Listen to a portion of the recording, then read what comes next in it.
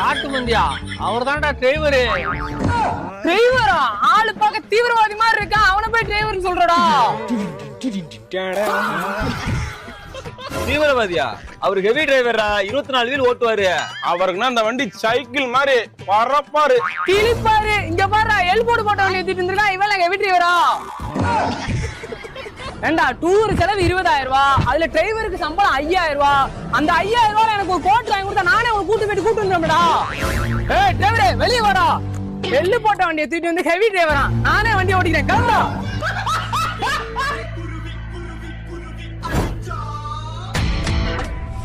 லே பாண்டே, சுந்தரே, மொட்டை, கிளம்பலாமா? லே எல்லாம் சீட் பெல்ட் நல்லா போட்டுங்க, பறக்க போறோம்டா.